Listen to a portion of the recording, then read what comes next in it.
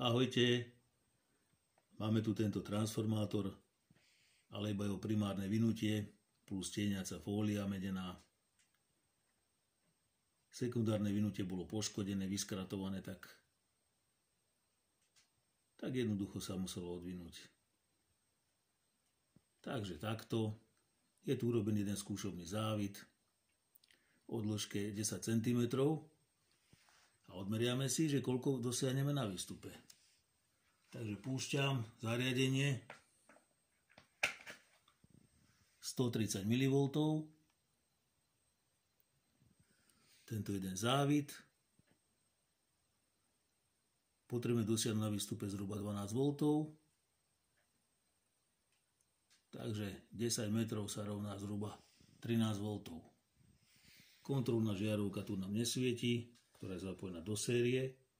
Keby sa rozsvietila, to znamená, že primárne vynutie je poškodené, má nejaký medzizávitový skrat. Takže stále tých 130 mV. Takže 10 metrov nám úplne bude stačiť, aby sme urobili sekundárne vynutie. Žiarovka nám stále nesvietí. Takže ťažká pôda. Zhruba 12 V dosiahnuť. A s tými 10 metrami toho vodiča medeného smaltovaného dosiahneme zhruba niečo cez 12 V, okolo 13 V by to malo byť.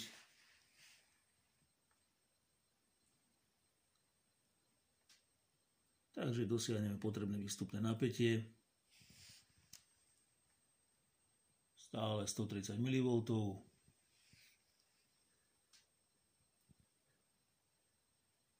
Takže v pohode. Žiarovka stále nič, pôda, primár v poriadku.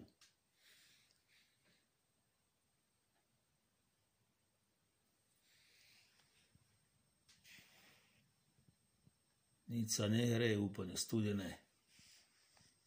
Stále pracujeme, 130 mV stále dáva. Takže 10 metrov vodiča lakovaného, smaltovaného nám úplne stačí.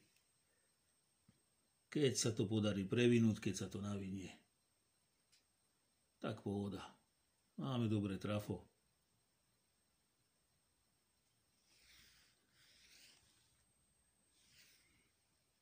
Takže takto to máme dneska.